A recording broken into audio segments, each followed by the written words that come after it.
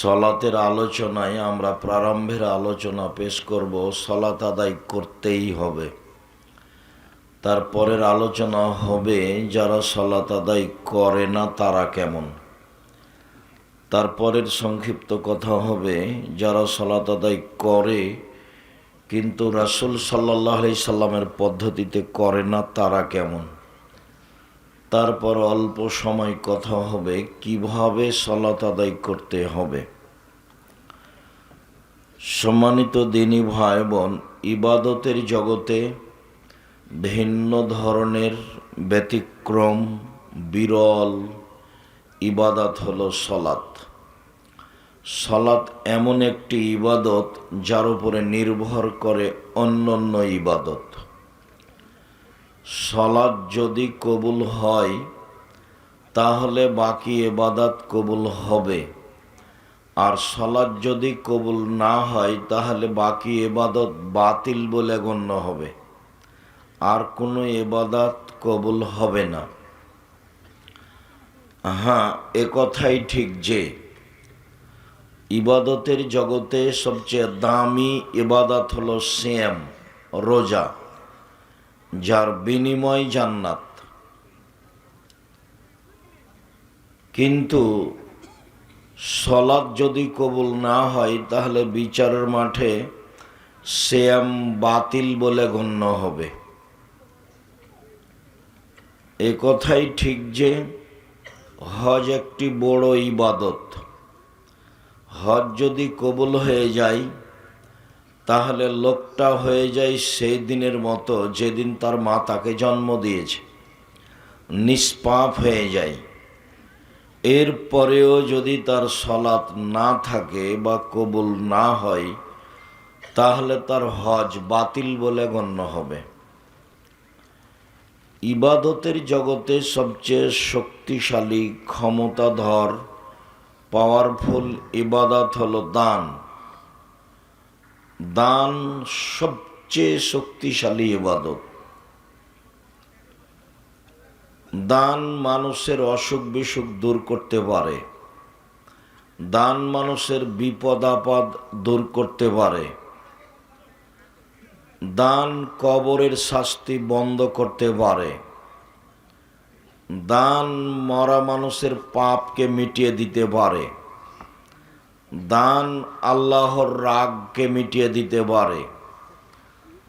দান বিচারের মাঠে মানুষের জন্য ছায়া হিসাবে আসবে, যেদিন মানুষের আর কোনো ছায়া থাকবে না।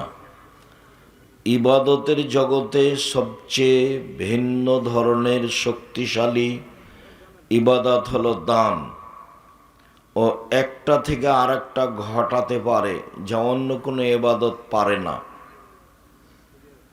সলাত আদায় করলে বাপ মায়ের কবরের শাস্তি বন্ধ হবে না।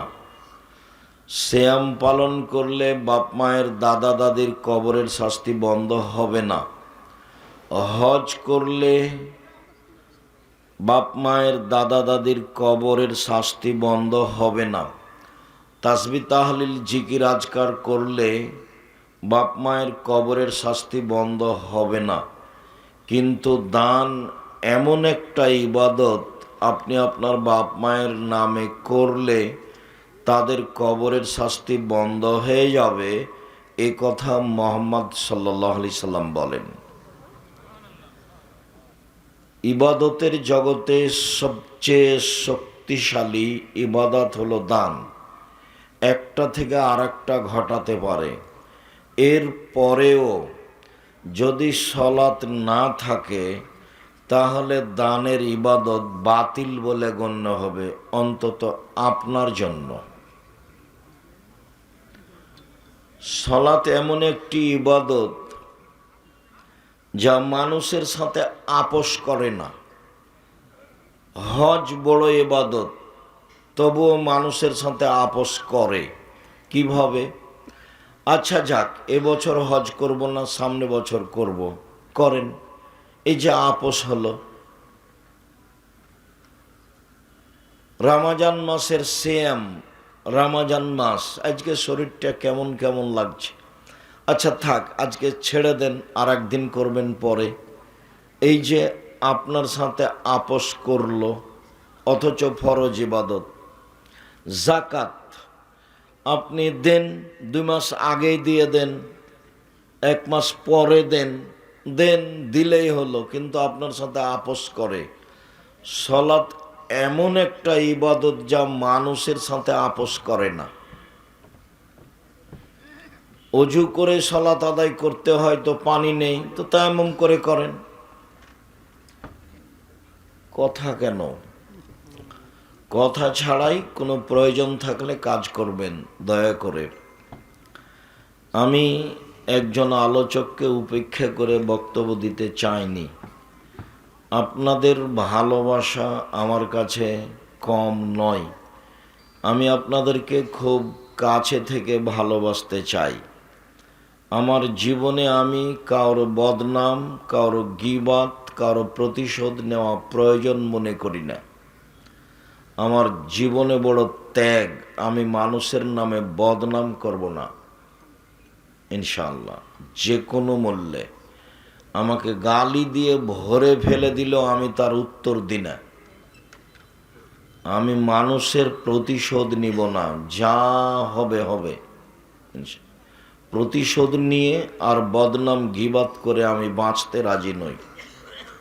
আর আমি আপনাদের বলতে চাই, দল পার্টি করে, দলীয় দাপট দেখিয়ে, ক্ষমতা দেখিয়ে, মানুষের জমি জায়গা দখল করে, মানুষকে অপমান করে, লুটতরাজ করে, রাহাজানি করে, অন্যায় করে, অবিচার করে 1 ঘন্টা বাঁচার চেষ্টা করিয়েন না, প্রয়োজন নেই। বাপের কিছু জমি জায়গা আছে, চাষ করে খান, বেগুনের চাষ করেন, নইলে চকলেট বিক্রি করে খান, নিজের মতো খান। 4টা কাজ করবেন, জীবনে জান্নাত হবে।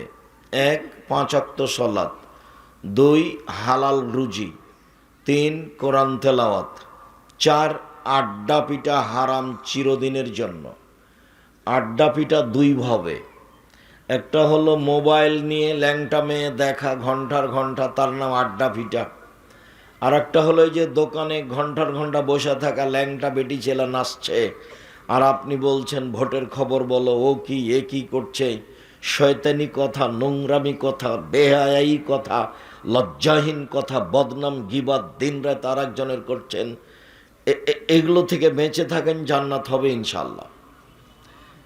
ভুল করে একদিন কারোর ব্যাপারে একটা কথা বলেছেন, আজীবন তাহাজ্জুদ পড়ে সফল হওয়া যাবে না, একটাই ভারী হয়ে যাবে, অনেক ভারী হবে। আল্লাহ নবী বলছেন, মানুষ না বুঝে কতগুলো কথা বলে দেয়, যার ফলাফল জাহান্নাম, কোনটা দিয়ে আর সেটা আদায় হবে না। আমি 12 আর 6 24 তারিখ থেকে 22 তারিখ থেকে আমি 11 তারিখ পর্যন্ত লন্ডনে থাকলাম। প্রায় বহু জায়গায় ঘুরলাম, কোথাও আমি 2 জনকে বসে গল্প করতে দেখিনি। ওরা আপনাদেরকে গল্প করতে লাগিয়ে দিয়েছে, মোবাইল আপনাদের হাতে দিয়ে, ওরা এগুলো করে না। আমি সিঙ্গাপুর থেকে লন্ডন পর্যন্ত বিমান পৌঁছেতে 14 ঘন্টা সময় লাগলো একটানা। তো 14 ঘন্টায় আমি এদের যা দেখলাম, পুরুষ নারী, ওরা 2-1 জন নাটক দেখছে মোবাইলে, এটা আমার মনে হলো। বাকিরা কেউ বই পড়ছে, কেউ মোবাইলে হিসাব নিকাশ করছে, কেউ মোবাইলে বই পড়ছে, অথচ তারা ইহুদি, অথচ তারা খ্রিস্টান। আমার অনুমান হলো যে আমি সিঙ্গাপুর থেকে লন্ডন যাওয়া পর্যন্ত বিমানে ইহুদি খ্রিস্টান ছাড়া আর কোনো মানুষ ছিল না। আসার দিনও আমাকে তাই মনে হলো। তো আমার মনে হলো ফলাফলে যে মোহাম্মদ সাল্লাল্লাহু আলাইহি সাল্লামের চালচলন, সামাজিকতা ওরা নিয়ে নিয়েছে, আর সামাজিকতার অন্যায় অবিচার এদের উপরে চাপিয়ে দিয়েছে, মুসলমানের উপরে, যেটা ছিল জাহেলিয়াত। মারো, ধরো, দাগাবাজি করো, দাঙ্গামা হাঙ্গামা করো। বাঙালিরা এখন বলছে, বাংলাদেশের লোক, যে এখন বিবাহ করলো চাঁদা দিতে হবে। এই বিবাহ করবি কেন, চাঁদা দে আগে। নোংরামি কত! ছেলে মেয়ে কেন মানুষ করছেন? আপনাকে তো আমি কোনোদিন ভালো বলিনি। আপনাকে দেখলে আমাকে খারাপ লাগে যখন আপনি বলেন না রাস্তাঘাটে আহাল পরিবারের সামনে, ছেলেটা আমার খুব মেধাবী, গোল্ডেন পেয়েছে, ছেলে আমার খুব ভালো রেজাল্ট করেছে, ছেলে আমার বুয়েটে রুয়েটে পড়ে, বড় ডাক্তার করব, বড় ইঞ্জিনিয়ার করব। ভালো, বড় ডাক্তার ওই সব কোম্পানির ওষুধ লিখে যে কোম্পানি তাকে টাকা দিয়েছে। তা আপনি ওকে মানুষ করলেন কেন? ও তো পশু, ও তো গরু ছাগল। বুঝেও বুঝে না ওরা, অন্তর আছে বুঝে না, দেখেও দেখে না ওরা, চক্ষু আছে দেখে না, শোনেও শোনে না ওরা, কান আছে শোনে না। উলাইকা কালানাম, তারা পশু প্রাণীর মতো, তারা গরু ছাগলের মতো, তারা কুকুর শ্রীগেলের মতো, বালহুম আযাল, বরং তার চেয়ে খারাপ। আপনার ছেলে ডাক্তার হওয়ার পরে, ভালো ঔষধ জানার পরে, অন্য কোম্পানি টাকা দিয়েছে মর্মে যদি ঔষধ লিখে থাকে, তাহলে কুকুরের চেয়ে খারাপও। ওকে কেন মানুষ করেছেন? ওকে কেন মানুষ করেছেন? কে বলল ও মেধাবী? জাতির কি করতে পারে? প্রত্যেক দিন বাংলাদেশে সকালে উঠে বাংলাদেশের ছেলে মেয়ে বলছে, ও কালিমা তোমার আকাশ, ও কালিমা তোমারা বাতাস। আপনার ছেলেও বলছে। ওকে মানুষ করেছেন কেন? পশু প্রাণী করে। কালকে জাতির সামনে বলবে ঠাকুর আবার কে? ঠাকুরের গান আমি মুসলিম, আমার মুখে কেন? আমি মুসলিম চির রণবীর, মরণকে করি না ভয়, মরলে শহীদ বাঁচলে গাজী আবু ভাই আমার সমান। ঠাকুরের গান বন্ধ করতে হবে। ঠাকুর বাঙালিদের শত্রু, ঠাকুর ঢাকা বিশ্ববিদ্যালয়ের শত্রু, ঠাকুর মুসলমানের শত্রু। ঠাকুর যেদিন, মুসলমান যেদিন ভারত বাংলাদেশ পাকিস্তানে ইংরেজদের হাতে লজ্জিত, অপমানিত, লাঞ্ছিত, জেল হাজতে, সেদিন ঠাকুর লন্ডনে মুচ পাকায়। সেই ঠাকুরের গান আমার ছেলে বলে। আমি এই জন্য ছেলে মানুষ করেছি।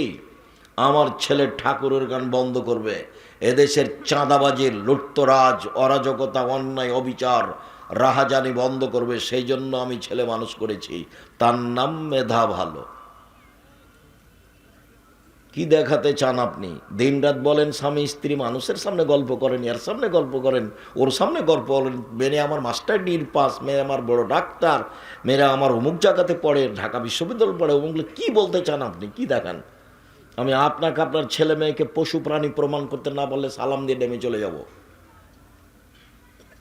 30 বছর থেকে বলছি, জাতির কল্যাণের জন্য ছেলে মানুষ করেন। দাগাবাজ কেন? দকাবাজ কেন? শয়তান কেন? চাঁদাবাজ কেন? চাঁদা দিয়ে উঠে বা কেন? কেন চাঁদাবাজি করবে? ভিক্ষা করে খাবে। জয়পুরহাট বাড়ি, ভিক্ষা করতে হবে কেন? এক জমিতে 3 বার চাষ হয়, ভিক্ষা করবে কেন? দাগাবাজি করবে কেন? ধোকাবাজি করবে কেন? এই ছেলে, আর একজনের পিছু ঘুরে বেড়াও কেন বেটা? আর একজনের পিছু ঘুরে বেড়াও কেন? কেন ওভাবে বলতে থাকো? মুখের চরিত্র ফুলের মতো পবিত্র। বেটা জানো ওর চরিত্র তো শয়তান। কি করে বুঝলে তুমি ফুলের মতো চরিত্র? তো আর একজনকে মায়ের রেখে যাই। তোমাদের নেতার বয়স ছিল 45, কত ঘন্টা? 45 মিনিট। জুলুম দেখো না কাকে বলে? ফেরাউনের সময় ছিল 3-4 মিনিট। এই মরলো, এ ডুবলো, এ ডুবলো, তারপর নেই। আজ সামুদ দেখতে দেখতে নেই। দেখবা খুলনার অঘোষিত সম্রাট এরশাদ শিকদার মেয়ের মাথায় হাত দিতে পারেনি। খুলনার অঘোষিত সম্রাট এরশাদ শিকদার রাতে রাতে কুয়েত দখল করেছিল প্রেসিডেন্ট সাদ্দাম।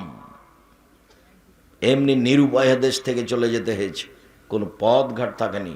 ক্ষমতা দেখাবা না, ভিক্ষা করে খাও। ভিক্ষা করে খাওয়া কোনো? দিন মজুরি করে খাও।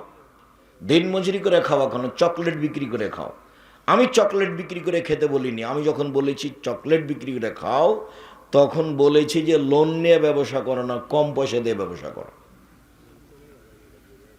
এ কথা বলেছি। চকলেট বিক্রি কি দুনিয়াতে ব্যবসা? আর কোনো ব্যবসা নাই? কলা আছে, জুতা স্যান্ডেল আছে, কাপড় আছে, অল্প পয়সার ব্যবসা আছে। যখন আল্লাহ রসুল পয়সা উপার্জনের কথা বললেন, তখন বললেন 1 দিন মজুরি, 2 চাকরি, 25 দিনে টাকা শেষ হবে। আর দিন মজুরি মানে সন্ধ্যায় টাকা শেষ হবে। 3 জমি চাষ, মানে সমান সমান না হয় লস। 4 ব্যবসা, তখন আল্লাহ রসুল বললেন, এই শোনো, সত্যবাদী ব্যবসায়ীরা, বিশ্বস্ত ব্যবসায়ীরা নবীদের সাথে জান্নাতে থাকবেন। তখন তিনি বললেন না যে যারা জাপান থেকে মাল নিয়ে এসে চট্টগ্রামে নামায় ইনপোর্টে ব্যবসা করে তারা নবীদের সাথে থাকবে, কথা বলেননি। যারা চকলেট বিক্রি করে তারা নবীদের সাথে থাকবে, কথা বলেননি। তিনি বলেছেন সত্যবাদী বিশ্বস্ত ব্যবসায়ী যারা, তারা নবীদের সাথে জান্নাতে থাকবেন। আবারও বলছে, পৃথিবীর ব্যবসায়ীরা শোনো, ইন্না তিজারাত এহজরুল কিযব ওয়াল হালাব, ব্যবসাতে মিথ্যা কথা চলে আসে, কসম চলে আসে। অতএব ফাশুবহু সাদকা, দান করে এটা মিটিয়ে দাও। তো ব্যবসাও একটা পয়সা উপার্জনের পথ, চাকরিও একটা পয়সা উপার্জনের পথ। উনি নিজে মানুষকে চাকরি দিয়েছে, যে বলেছেন এই বেতন তোমার 600, কথার কথা। এর মধ্যে যদি কারো 5টা টাকা নেও সেটা হবে আত্মসাৎ, মানে ঘুষ নিবা না। তিনি দিন মজুরি হিসাবে মানুষকে কাজ করতে বলতেন, তিনি নিজে ব্যবসায়ী ছিলেন। তো দিন মজুরির কোনো প্রশংসা করলেন না, খালি বললেন যে ঘাম শুকানোর আগে তাকে টাকা দিয়ে দাও, টাকা দিয়ে দাও, টাকা দিয়ে দাও দিন মজুরকে। ব্যবসা খুব সাবধান, চাকরি খুব সাবধান। যে টাকা বেতন নির্ধারণ হয়েছে ওরা 19-20 করবে না, নইলে জাহান্নামে হবে, সতর্ক।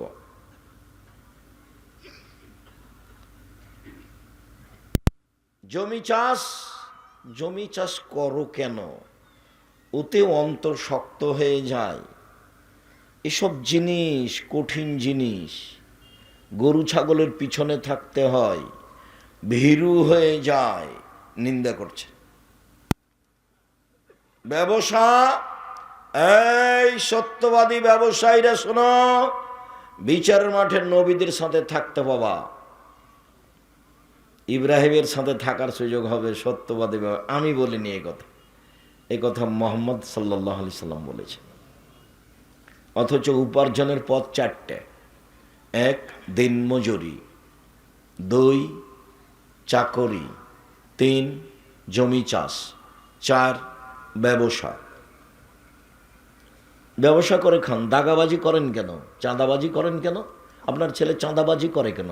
আপনার ছেলে জাতির জন্য বোঝা, ও মানুষের মায়েরা খায়, ও দল করে, ও দাপট দেখায়, মানুষকে জেল হাজতে দেয়, ক্ষমতা দেখায়।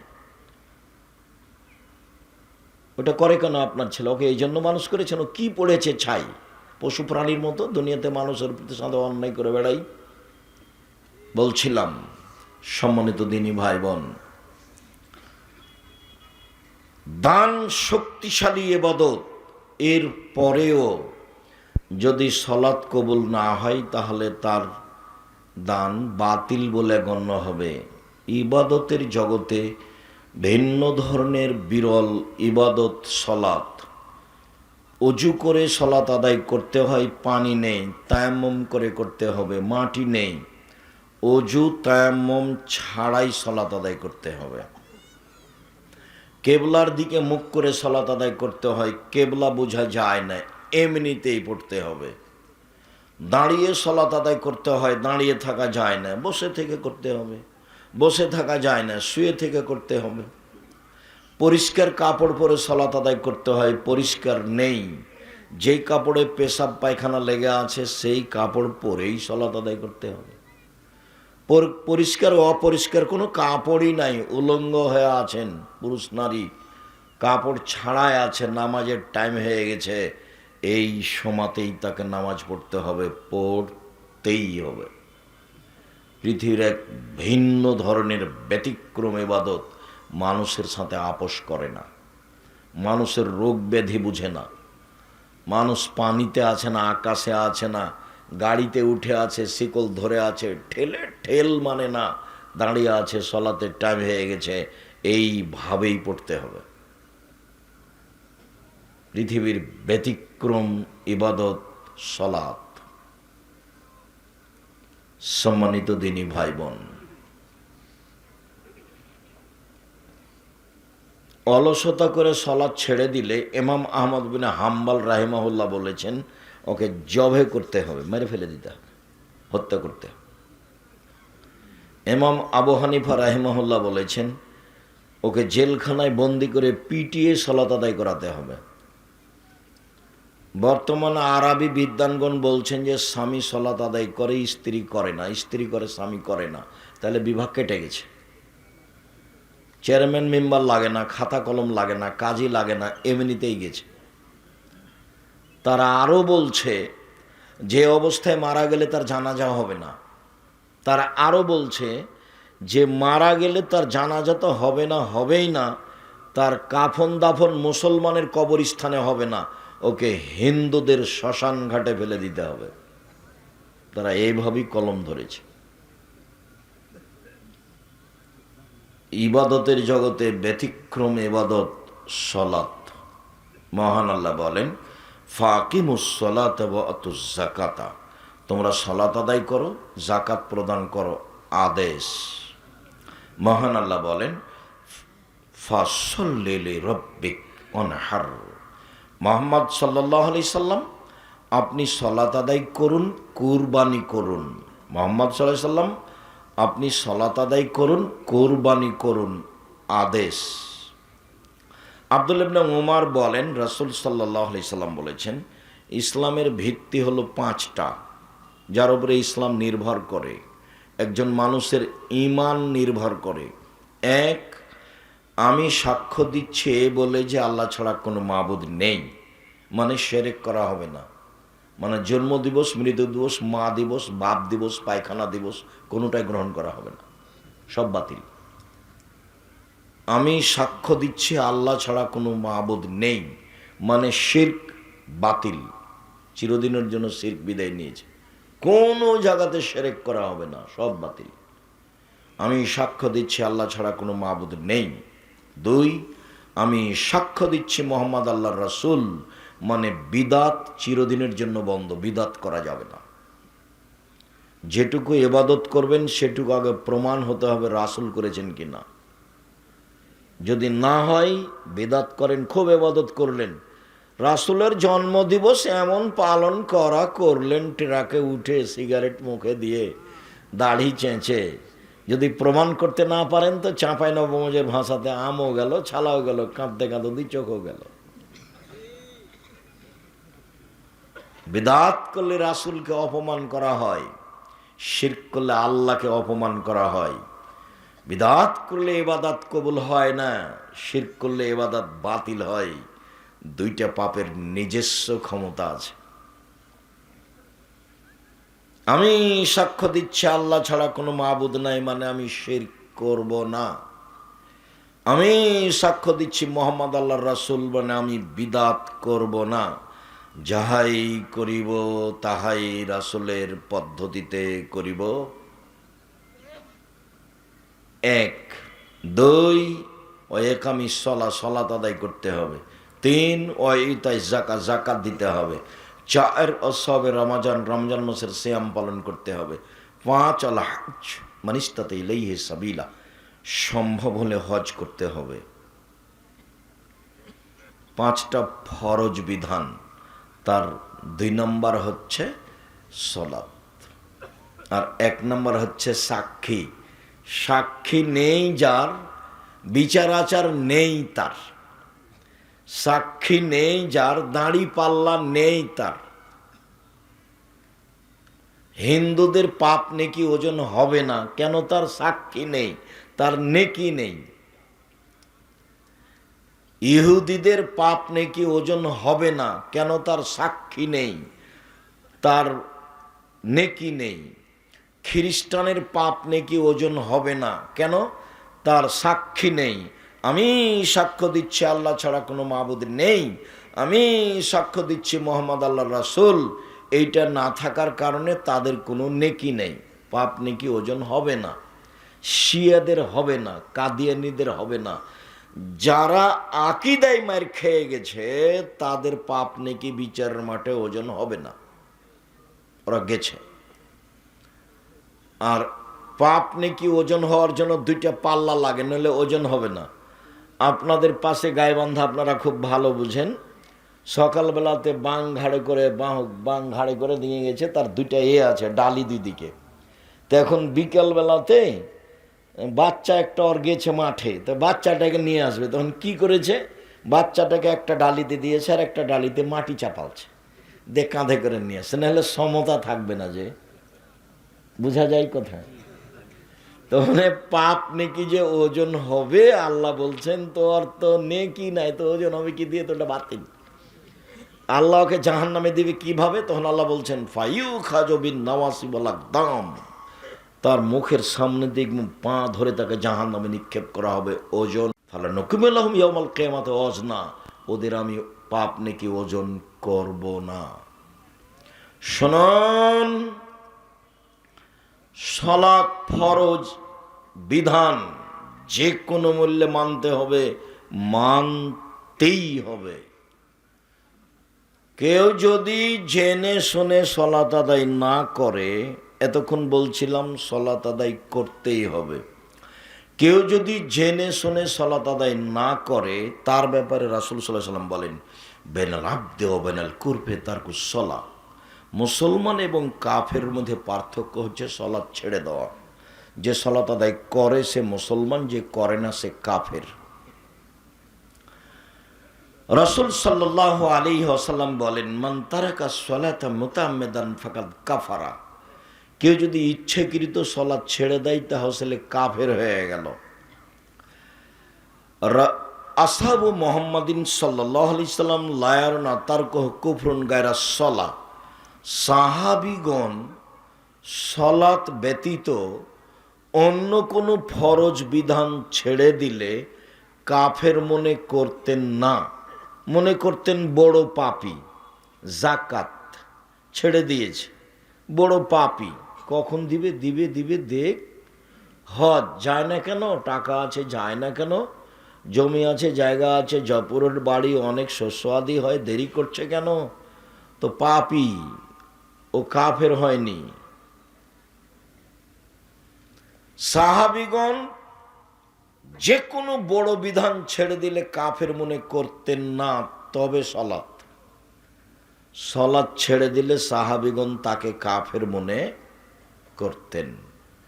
এই কারণেই ইমাম আহমদ ইবনে হাম্বল রাহিমাহুল্লাহ তাকে হত্যা করতে হবে বলে ঘোষণা দিয়েছেন। চলেন, সংক্ষিপ্ত বুঝলাম সালাত আদায় করতেই হবে, তারপরে বুঝলাম সালাত আদায় করে না যে সে কাফের, তারপরে বুঝি সালাত আদায় করে কিন্তু রাসূলের পদ্ধতিতে করে না, তখন কি হবে? চলেন দেখি। আল্লাহ তাআলা বলেন ফাওয়াইলুল লিল মুসাল্লিন আল্লাযীনা হুম সালাতিহিম সাহুন, যারা অমনোযোগ সহকারে সালাত আদায় করে এমনিতে দাঁড়ায় যায় আসে, ভালোবাসা নেই, আর না হলে নিয়ম নেই, পদ্ধতি নেই, হোমসি খেলি করে, এরা ওয়াইল নামক জাহান্নামে যাবে নিশ্চিত। এরা জাহান্নামী, আল্লাহ বলছে। সালাত আদায় করেও জাহান্নামে যাবে, আল্লাহ বলছে। আবু হুরায়রা রাদিয়াল্লাহু তাআলা আনহু বলেন রাসূল সাল্লাল্লাহু আলাইহি সাল্লাম বলেছেন মান হাফাজা আলাইহা তাকুনু লাহু ইয়াউমাল কিয়ামা নূরান ওয়া বুরহানান নাজাতান ইয়াউমাল কিয়ামা, কে যদি ঠিকঠাক সালাত আদায় করে, নিয়ম মাফিক করে, সময় মতো করে, তাহলে এই সালাত তার জন্য বিচারের মাঠে আলো হবে, দলিল হবে, বাঁচার মাধ্যম হবে। আল্লাম ইহাফিজ আলাইহা, আর যে ব্যক্তি ঠিকঠাক সালাত আদায় করবে না, নিয়ম মতো করবে না, রুকু সিজদা ঠিক মতো করবে না, ইন্নাহু ইয়াউমাল কিয়ামা মা ফিরআউন হামান ও উবাই ইবনে খালফ, ও বিচারের মাঠে ফেরাউনের সাথে থাকবে। নাউজুবিল্লাহি মিন জালিক। পৃথিবীতে সবচেয়ে বড় বদ মানুষ ফেরাউন। এত বড় বদ মানুষ পৃথিবীর ইতিহাসে কেউ জন্ম নেয়নি। অনেকে আল্লাহ দাবি করেছে, কিন্তু এরটা ভিন্ন ধরনের। এর দাবিগুলো আল্লাহ কোরআন মাজিদে উল্লেখ করেছে। এ একবার বলছে মুসা লাইনিত্তাখাস্তা ইলাহান গায়রি লাজালান্নাকা মিনাল মাসজুনিন। মূসা, তুমি আমাকে বাদ দিয়ে কাউকে যদি আল্লাহ বলে দাবি করো তাহলে তোমাকে আমি জেলখানায় বন্দি করে দেব মূসা। একবার বলছে ফেরাউন, মূসা মা আলিমতু লাকুম মিন ইলাহিন গায়রি, আমি ব্যতীত তোমাদের কেউ আল্লাহ আছে এটা আমি জানি না। একদা ফেরাউন বলছে আনা রব্বুকুমুল আলা, আমি হচ্ছে তোমাদের সবচেয়ে বড় প্রতিপালক, সবচেয়ে বড় আল্লাহ। এগুলো ফেরাউনের বক্তব্য। আমি যখন মিশরে ফেরাউনের লাশের পাশ দিয়ে ঘুরছিলাম তখন বলছিলাম, তুমি কি সে ফেরাউন যে বলছিল যে আমি আল্লাহ? আসলেই কি তুমি? আল্লাহ ভালো জানে। কতদিন সাগরে থাকলো, কে উঠালো, তারপর এখানে নিয়ে আসলো, হতেও পারে। আল্লাহ বলেছেন আল ইয়াউমা নুনাজ্জিকা বিবাদানিকা লিতাকুনা লিমান খালফাকা আয়া। ফেরাউন, তোমার লাশটা আমি চিরদিনের জন্য রেখে দিলাম। কিয়ামত পর্যন্ত তোমার লাশ মাটিতে খাবে না, পানিতে খাবে না, কোনো জীবজন্তু খাবে না, পোকা খাবে না। কিয়ামত পর্যন্ত তার লাশ থেকে যাবে, এ কথা আল্লাহ তাআলা বলেন। তথা আল্লাহ বলেন তাকে দেখে মানুষ নিদর্শন উপদেশ গ্রহণ করবে। আমি সালাত আদায় করলাম আর এরকম হলো অবস্থা, দুঃখিত। একজন সাহাবী মসজিদে ঢোকে 2 রাকাত সালাত আদায় করে আল্লাহ রাসূলকে বললেন আসসালামু আলাইকুম। তখন আল্লাহ রাসূল বললেন সাল্লে ফাইন্নাকা লাম তুসাল্লি, তুমি সালাত আদায় করো, তুমি করনি। লোকটি আবার সালাত আদায় করলো, আল্লাহ রাসূলকে সালাম দিল।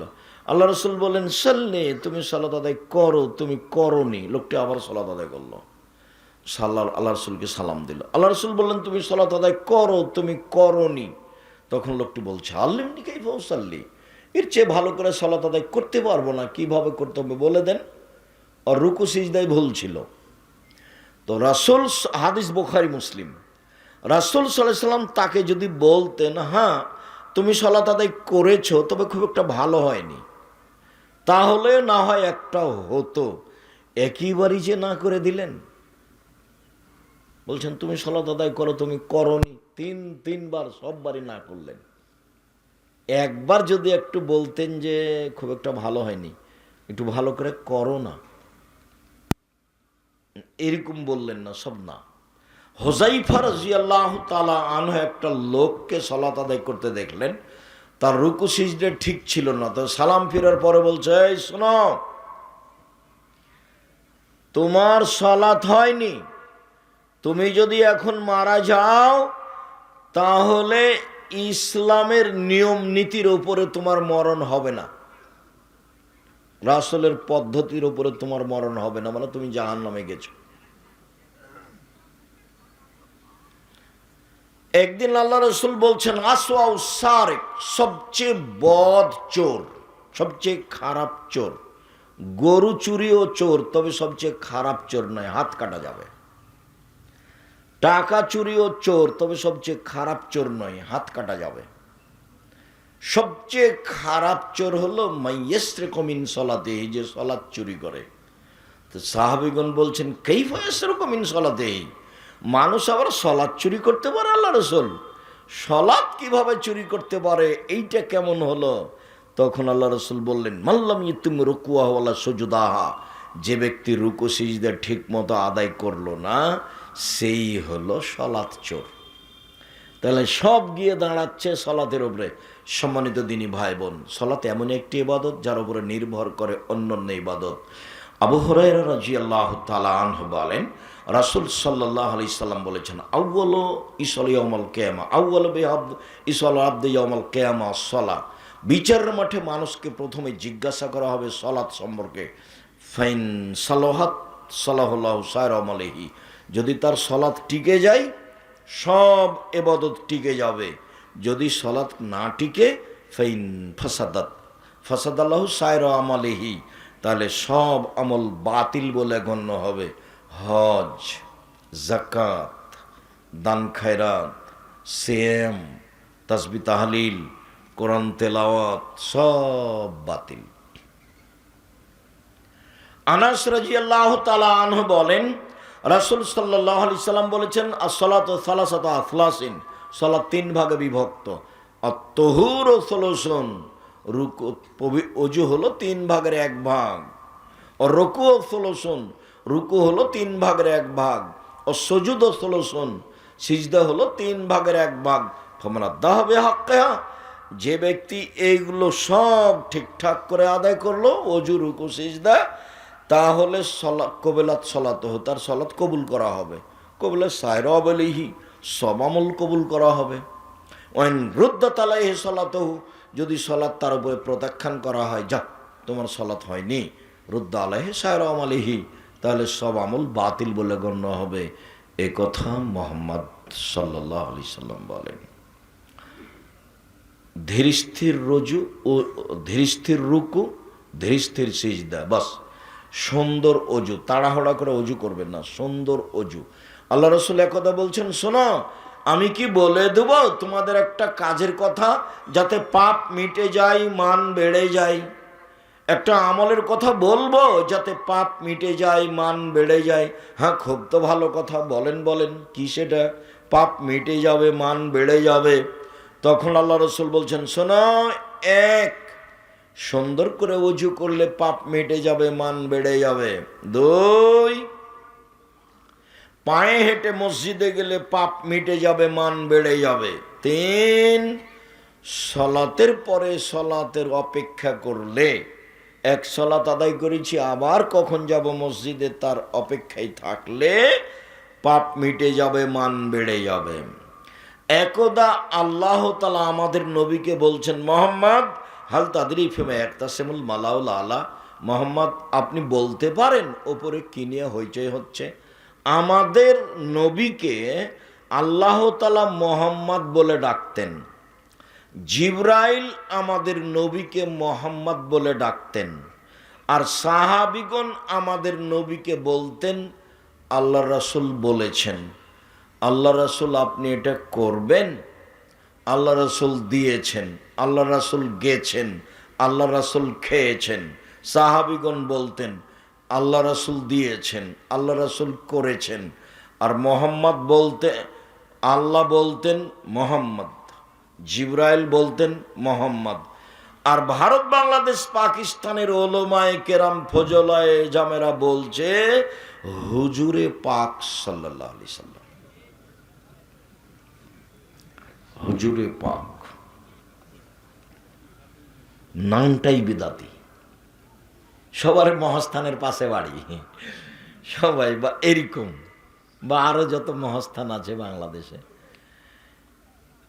কত আছে তার কোনো হিসাব নাই। আল্লাহ তুমি মাফ করো, কবরের সাথে সম্পৃক্ত মানুষ। বলছিলাম, সম্মানিত দ্বীনী ভাই বোন, সালাত ব্যতিক্রম ইবাদত। মুহাম্মদ বলতে পারেন উপরে কিনে হইচই হচ্ছে? হ্যাঁ বলতে পারি। কি বলো তো? সুন্দর করে ওযু করলে পাপ মিটে যাবে, মান বেড়ে যাবে, এইটা বলা বলি হচ্ছে। পায়ে হেঁটে মসজিদে গেলে পাপ মিটে যাবে, মান বেড়ে যাবে, এইটা বলা বলি হচ্ছে। সলাতের পরে মসজিদে বসে বসে তাসবিহ তাহলিল জিকির আজকার করলে পাপ মিটে যাবে, মান বেড়ে যাবে, এইটা বলা বলি হচ্ছে।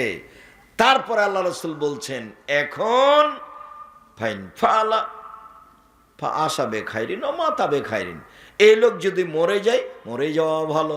এই লোক যদি বেঁচে থাকে, বেঁচে থাকা ভালো। এই লোক যদি মরে যায়, মরে যাওয়া ভালো। এই লোক যদি বেঁচে থাকে, বেঁচে থাকা ভালো।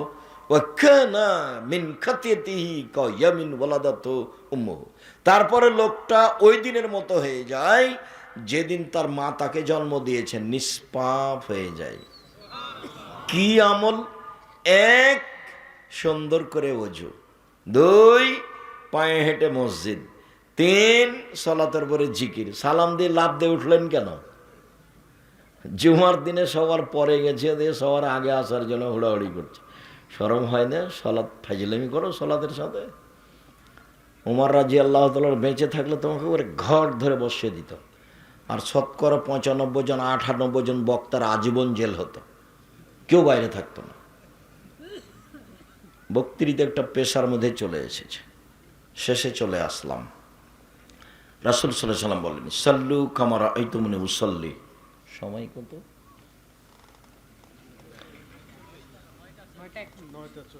সাল্লু কামা রাআইতুমুনি উসাল্লি। পৃথিবীর মানুষ, সালাত আদায় করো যেভাবে আমাকে সালাত আদায় করতে দেখছো, এটা আদেশ। বুখারী মুসলিম। পৃথিবীর মানুষ, তোমরা সালাত আদায় করো যেভাবে আমাকে সালাত আদায় করতে দেখছো। নারী পুরুষ একই হুকুম, সরিষা সমপরিমাণ কমবেশ নয়, নারী পুরুষ একই হুকুম। এতটুক পার্থক্য যে নারী যদি ইমাম হতে চায় তাহলে সামনে যেতে হবে না, কাতারেই দাঁড়াবে। এতটুক পার্থক্য যে নারী যদি ইমাম হয় মহিলা, আর যদি ভুল হয় তাহলে পিছনে সাথে যারা আছে কাতারে, ওরা এ ডান হাতকে বাম হাতের পিঠের উপরে মেরে আঘাত করবে, তখন ইমাম বুঝবে যে আমার ভুল হয়েছে। আর পুরুষ ইমাম হলে কি বলতে হবে? সুবহানাল্লাহ। এইটুকু পার্থক্য ছাড়া পুরুষ নারীর সালাতের মধ্যে সরিষা সমপরিমাণ পার্থক্য নেই। সাল্লু কামা রাআইতুমুনি উসাল্লি। পৃথিবীর মানুষ, যেভাবে আমাকে সালাত আদায় করতে দেখছো সেভাবে করো। আব্দুর রাজ্জাক সাহেব, নবীকে এখন বেঁচে আছেন যে কাবা ঘরে গিয়ে দেখে আসবো? কথাও তো ঠিকই। তো আল্লাহ রাসূল বলছেন যে আমি চলে গেলাম, তারাকতু ফিকুম আমরান, দুটা জিনিস আমি রেখে গেলাম, দেখে দেখে ঠিক করো। এক, কোরআন মাজিদ, দুই, হাদিস। প্রায় 3 লক্ষ জাল হাদিস আছে, কোনটা দেখবেন? আমার বাসায় আছে 10,000। কতটি? 10,000। কথা তো ঠিকই। তাহলে এখন কি পরামর্শ দিতে পারি? একটা পরামর্শ দিই। বুখারী আর মুসলিম, বাংলা বুখারী দেখে সালাত ঠিক করেন, আর বাংলা মুসলিম। ব্র্যাকেট দেখবেন না, ব্র্যাকেট দেখবেন, ওই নাম্বার দেখবেন না, হাসিয়া 2-3 নিচে আছে লিখা, ওগুলো দেখবেন না। অনুবাদ দেখে ঠিক করবেন। কোন কিতাব? বুখারী মুসলিম। আব্দুর রাজ্জাক সাহেব, আর কিছু? হ্যাঁ, আর একটা বলা যায়, রিয়াজুস সলেহিন। প্রায় সব হাদিস ঠিক। রিয়াজুস সলেহিন নাম শোনেননি আপনারা? এইটা আমার পরামর্শ থাকলো। 2 নম্বর, রিয়াজুস সলেহিন থেকে ঠিক করেন। আরেকটা পরামর্শ, এটা 3 নাম্বার, নিতে পারেন। আমরা যারা কিছু বই পুস্তক লিখেছি, আমিরে জামাত ডক্টর আসাদুল্লাহ আল গালেব লিখেছেন, আরও অনেকে লিখেছেন। আমিও ভাঙাচুরা করে, ছেঁচড়া মেছড়া করে, কোনো রকম করে চাঁপাইনবাবগঞ্জের ভাষাতে, আপনি যেন পড়লেই বুঝতে পারেন, একটুকু যেন অস্পষ্ট না থাকে, তাই একবারে হাতে নাতে, কি ওকে বলে, খড়ি, হাতে খড়ি দিয়ে অক্ষরে অক্ষরে হুবাহু রাসূলের হাদিস দিয়ে সালাতটা বাস্তবায়ন করেছি। তার নাম রাসূল সাল্লাল্লাহু আলাইহি সাল্লামের সালাত বনাম প্রচলিত সালাত। এটা আমার পরামর্শ। 1 নম্বরে কি দেখতে বললাম? বুখারী মুসলিম। 2 নম্বরে রিয়াজুস সলেহিন। আর 3 নম্বরে পরামর্শ থাকলো, আমাদেরটা দেখতে পারেন, খুব সহজ সরল করে চাঁপাইনবাবগঞ্জের ভাষাতে লেখা আছে, একবারে হাতে নাতে সুন্দর করে, বুঝতে একটুকু অসুবিধা হবে না, কঠিন মনে হবে না। যেভাবে বক্তব্য শুনছেন কাছাকাছি এইরকমই। 1 বছর একদিন একটা লোককে দেখতে দিয়েছিলাম, তো বলছে আমি সময় পাইনি আপনার বই দেখার। তখন আমি বলছি, হ্যাঁ, চাঁপাইনবাবগঞ্জের ভাষাতে লিখব, যা হবে, মানুষ বুঝলেই হলো। মানুষ, আমি যেটা বলতে চাচ্ছি সেটা মানুষ বুঝলেই হলো। দেখেন, ভালো হবে। অন্য পদ্ধতিতে সালাত আদায় করে সালাত হবে না, দুনিয়া একদিকে গেলেও হবে না। সবাই যদি কাবা ঘরে গিয়ে 3 ফুট পর পর দাঁড়ায়, তো রাসূলের পদ্ধতি নয়। 3 ফুট পর পর দাঁড়ালে আল্লাহ রাসূলকে আবার দুনিয়াতে আসতে হবে, এসে বলতে হবে, পৃথিবীর মানুষ, করোনা টরোনা যাই হোক, এখন তোমরা 3 ফুট পর পর দাঁড়াতে পারো। আর যেহেতু কিয়ামত পর্যন্ত তিনি আর কোনোদিন আসবেন না, কাজে এটা হবে না।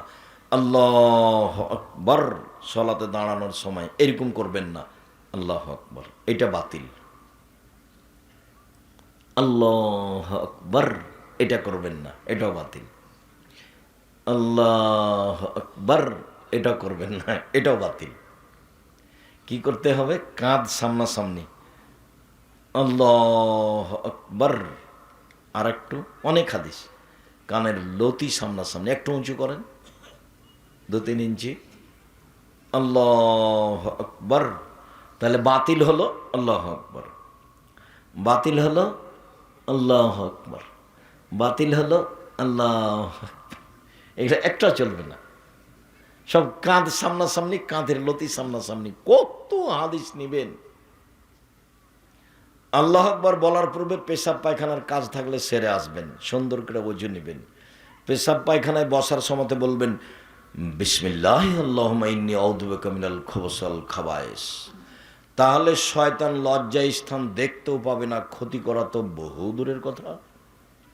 উঠার সময় বলবেন গোফরানাকা।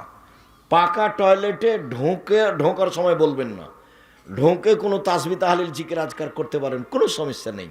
যখন পেশাব পায়খানার জন্য বসতে যাচ্ছেন তখন বলবেন বিসমিল্লাহ আল্লাহুম্মা ইন্নী আউযু বিকা মিনাল খুবুসি ওয়াল খাবায়েস।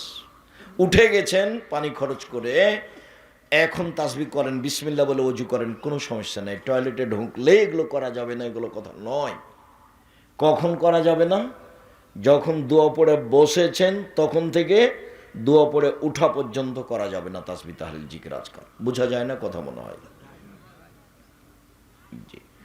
ভালো পরিষ্কার টয়লেট হলে ভিতরে বসে আপনি তাসবিহ বিসমিল্লাহ কোনো জিকির করলে কোনো সমস্যা নেই। পেশাব পায়খানা চলাকালীন চলবে না। পানি দিয়ে পবিত্রতা অর্জন করবেন, ঢেল টিস্যু পেপার নয়।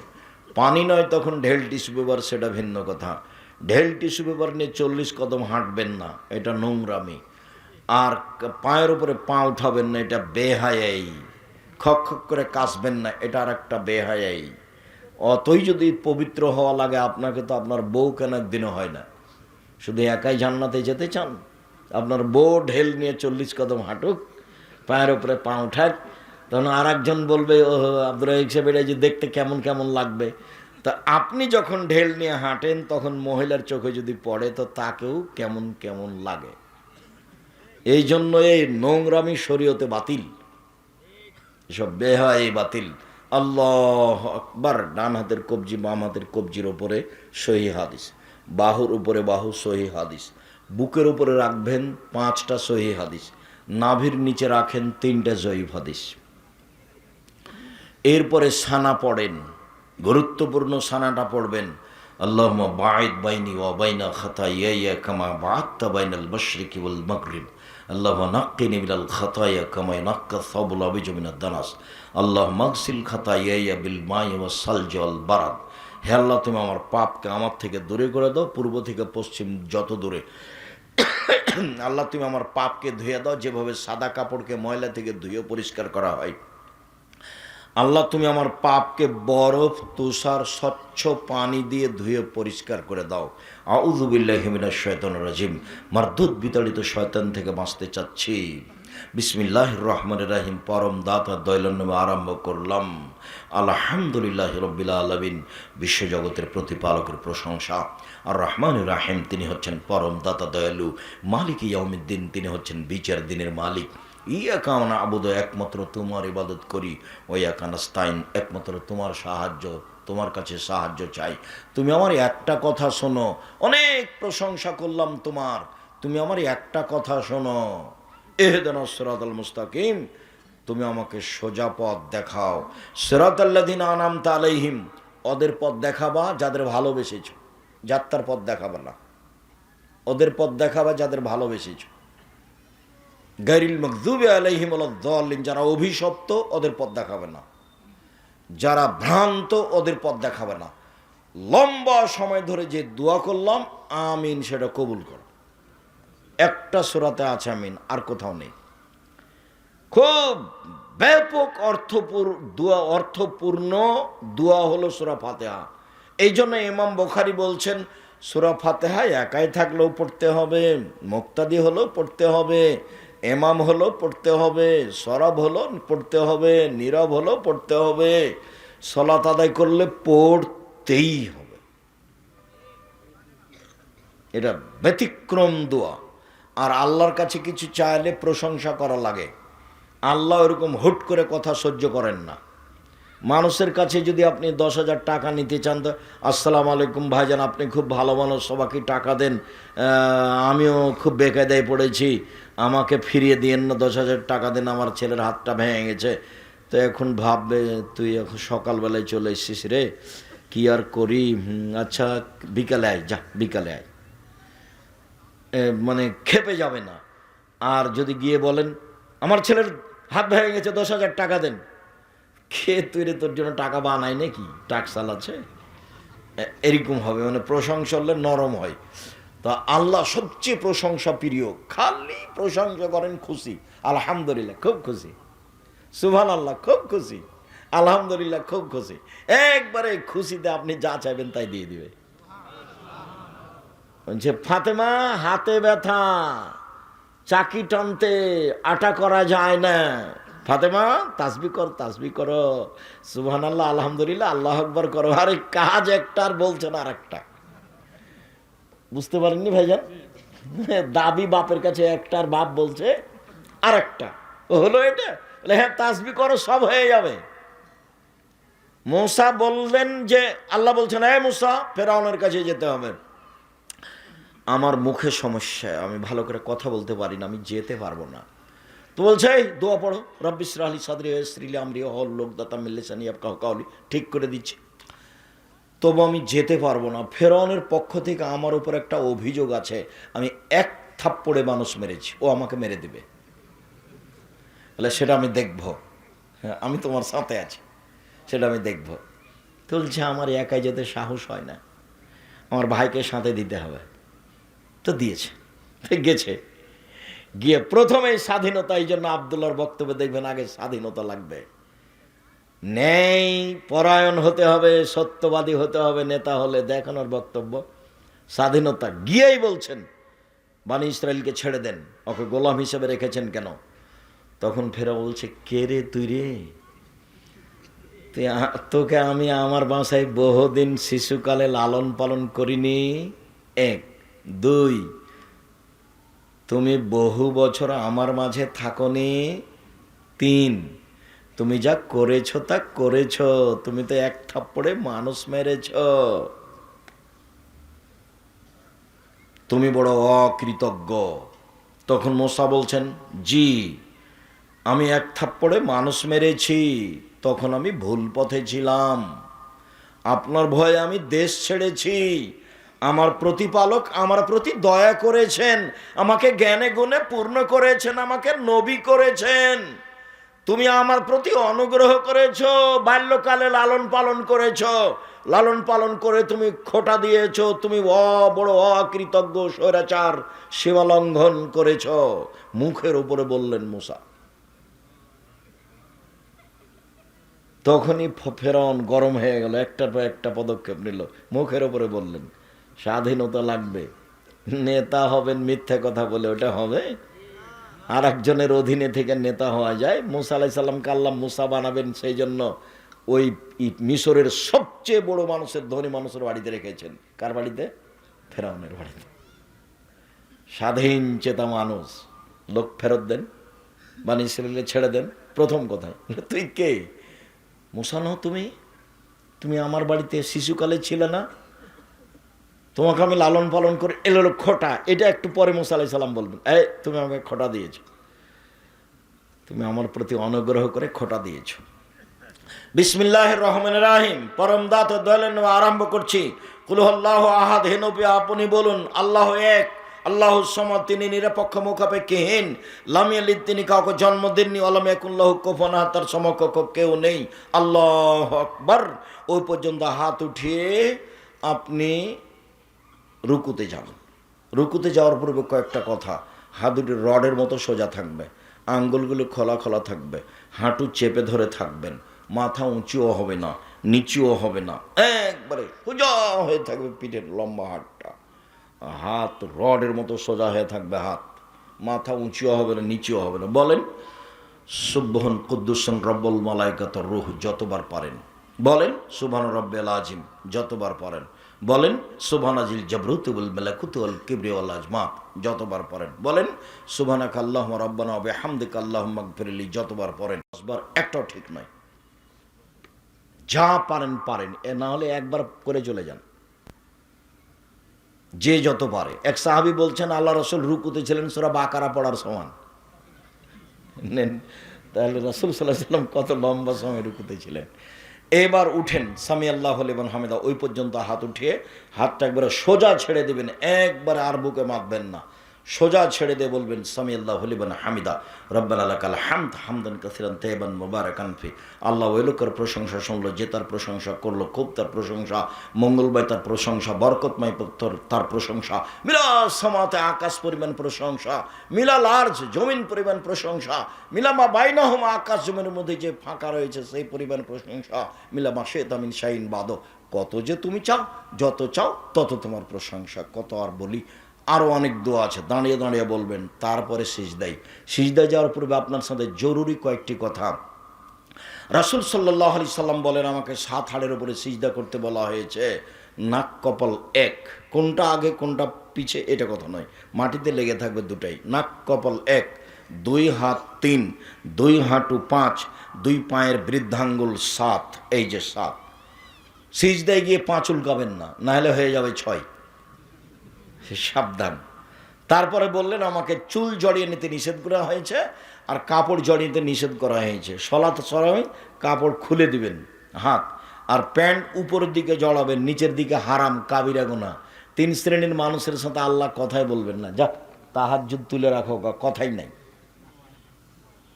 1, টাকনুর নিচে প্যান্ট পায়জামা লুঙ্গি পরে যে, তার সাথে কথা নয়। 2, মিথ্যা কথায় দায়িত্ব পালন করে যে, ধোঁকাবাজ মিথ্যাবাদী যে, মিথ্যা কথায় দায়িত্ব পালন করে যে, হেড মৌলানা, headmaster, principal, vice chancellor, chairman, member, MP, মন্ত্রী, এডিসি, ডিসি, যারা যেখানে দায়িত্ব পালন করছে মিথ্যা কথা বলে, প্রতি মাসে যদি উমরা করে তবু আল্লাহ তার সাথে কথা বলবেন, যা কথাই নাই। হাদিস বুখারী মুসলিম। 3, বেশি বয়সে জেনা করে যে, ওর সাথে কথা নাই, আল্লাহ কথাই বলবেন না, যাও এখান থেকে। তার মধ্যে পায়জামা প্যান্ট টাকনুর নিচে পরা, উপরে জড়াবেন, নিচে নয়, কথা বুঝতে পারেননি? হাত জড়াবেন না। তারপর আমাকে চুল জড়িয়ে নিতে নিষেধ করা হয়েছে। মহিলারা খোপা খুলে দিবে, বেনি গাঁথা থাকলে খুলে রাখতে পারে, খোপা খুলে রাখতে হবে, সবাকে সিজদা দিতে হবে। মহিলারা সিজদা হবে তখন খোপা খুলে সলাত আদায় করবে, বেনি গাঁথা থাকলে থাক, নাহলে খোপা খুলে দিয়ে সলাত আদায় করবে। 2 হাতকে 2 কানের পাশে রাখবে, কোনোয় উঁচু করে রাখবে যেন ছাগলের বাচ্চা পার হতে পারে। একাধিক সহিহ হাদিস, মহিলা পুরুষ একই হুকুম, মহিলা পুরুষ একই হুকুম, 19-20 কোনো হুকুম নেই। মহিলারও পেটের নিচ দিয়ে ছাগলের বাচ্চা পার হতে পারে, ওই বুবুর কথা বাতিল, বুবুর কথা বাতিল, বুবুর কথা এখানে চলবে না, কোনো দল সংগঠন নাই এখানে। জামিয়া সালাফে, যেমন জামিয়া সালাফে দেশের সবচেয়ে বড় প্রতিষ্ঠান, সবচেয়ে বড় জামিয়া সালার রূপগঞ্জ, যেটা সেটা 100 বিঘা জমির উপরে, যেটা ডাঙ্গিপাড়া সেটা 50 বিঘা জমির উপরে ছেলেরটা, যেটা মেয়েদের হচ্ছে সেটা 70 বিঘা জমির উপরে, যেটা দিনাজপুরে সেটা 20 বিঘা জমির উপরে, চট্টগ্রামে প্রায় সব জেলাতে এরকম জমি দেখা যায়। 5000 ছেলে মেয়ে পড়াশোনা করতো, 25-এ 26-এ বেশি হয়েছে। 300 জন শিক্ষক শিক্ষিকা আছেন, এখন বেতন প্রায় 45 লক্ষ, অর্ধ কোটি টাকা মাসে বেতন লাগে। দেশের সবচেয়ে বড় প্রতিষ্ঠান জামিয়া সালাফিয়া, শিরক মুক্ত প্রতিষ্ঠান জামিয়া সালাফিয়া, বিদাত মুক্ত প্রতিষ্ঠান জামিয়া সালাফিয়া, দল মুক্ত প্রতিষ্ঠান জামিয়া সালাফিয়া, সংগঠন মুক্ত প্রতিষ্ঠান জামিয়া সালাফিয়া, হিংসা মুক্ত প্রতিষ্ঠান জামিয়া সালাফিয়া। কেউ কারো বিরুদ্ধে মুখ খুলতে পারবে না। অফিসে প্রায় 60, 70, 80 জন শিক্ষক বসে আছেন, কেউ কারো ব্যাপারে মুখ খুলতে পারবে না, মুখ খোলা নিষেধ। কেউ কারো পক্ষে কথা বলতে পারবে না। দলাদলি সংগঠন এটা আগে বিদায় করে দিয়ে দরজায় ঢুকতে হবে, গেটে। ওর নাম জামিয়া সালাফে। খুব সাবধান, কোনো কথা নেই, কারো কথা নেই, মাথাকে একবারে খালি রেখে সালাত আদায় করবেন, খালি জেহেন, কারো প্রতি ভালোবাসা নেই, মাত্র ভালোবাসা আল্লাহ এবং আল্লাহ রাসূল। কে? আল্লাহ এবং আল্লাহ রসুল আব্দুর রাহিক সাহেবকে খুব ভালোবাসে, আরে দেখি বাম হাতে পানি খাচ্ছে। ইন্না লিল্লাহি ওয়া ইন্না ইলাইহি রাজিউন। আমিও কি বাম হাতে পানি খাবো তাহলে? তা তো হতে পারে না। আব্দুর রাহিক সাহেব কোরআন হাদিস কথা বললে আছি, যদি না বলে তো নেই। ভালোবাসি, ওনাকে ভালোবাসি, সুযোগ পেলে একটু খাওয়াবো, ওনাকে অনুসরণ করি না। অনুসরণের মাত্র মানুষ একজন, কে? মুহাম্মদ সাল্লাল্লাহু আলাইহি সাল্লাম। সিজদাই সুবহান রাব্বিল আলা যতবার ইচ্ছে, সুবহান কুদ্দুসুন রব্বুল মালাইকাতুর রূহ যতবার ইচ্ছে, সুবহানাকাল্লাহুম্মা রাব্বানা ওয়া বিহামদিকা আল্লাহুম্মা ইগফিরলি যতবার ইচ্ছে, আল্লাহুম্মা ইগফিরলি জামবি কুল্লাহু দিক্কাহু জুল্লাহু ওয়াল্লাহু আকরাহু লা নিয়াতুহু সিররা। আরও যত দোয়া হাদিসের মুখস্থ আছে সব বলে নেন। আল্লাহুম্মা ইন্নাকা আফুবুন তুহিব্বুল আফওয়া ফা'ফু আননি। যা পারেন বলেন। সিজদায় উঠে আসেন, কোরআন পড়বেন না, রুকুতে এবং সিজদায় কোরআন মাজিদ পড়বেন না, উঠে আসেন আল্লাহুম্মা ইগফিরলি ওয়ারহামনি ওয়াহদিনি ওয়াফিনি ওয়ারজুকনি, আবার সিজদা করেন, এগুলো সব বলেন, আবার উঠে আসেন। এটা আত্মাহিয়াতের বৈঠক। বাম হাত জমা করে হাঁটুর উপরে রাখেন, ডান হাতের দুইটা আঙুল জমা করে তৃতীয় আঙুলের নখের উপরে বৃদ্ধাঙ্গুলের পেটটা রাখবেন, অবিরাম নড়াবেন। যতবার নড়াচ্ছেন ততবার শয়তানকে আঘাত করা হচ্ছে। বাম পায়ের পাতার উপরে বসে থাকবেন, ডান পা খাড়ো করে রাখবেন। এবার সালামের বৈঠক, বাম পাকে একবারে ডান দিক দিয়ে বের করে দিবেন, তারপর ডান পা খাড়ো করে রাখবেন, আঙ্গুলটা কেবলামুখী থাকবে। আত্তাহিয়াত, তারপর দুরুদ, তারপর দোয়ায়ে মাসুরা। দোয়ায়ে মাসুরার পরে আমার একটা পরামর্শ আছে, বলেন তো সেটা কি? রব্বিরহামহুমা কামা রাব্বায়ানি সাগীরা। আরও বলেন যা মন চাই। রাসূল সাল্লাল্লাহু আলাইহি সাল্লাম বললেন, তোমার যত দোয়া পড়ার মনে আছে সব পড়ো সালামের বৈঠকে, তুমি তোমার মতো পড়ো, পড়ো, যা পারো পড়ো। আমার এটা পরামর্শ, আমারটা এটা করতে হবে তা নয়। আজীবন পিতামাতার জমি জায়গা অর্থ সম্পদ ভোগ করলাম, তার স্নেহ নিয়ে যত্ন নিয়ে বড় হলাম, কিছুই করতে পারলাম না, অন্তত এইটুকু বলি যে রব্বিরহামহুমা কামা রাব্বায়ানি সাগীরা। আসসালামু আলাইকুম রহমতুল্লাহ, আসসালামু আলাইকুম রহমতুল্লাহ।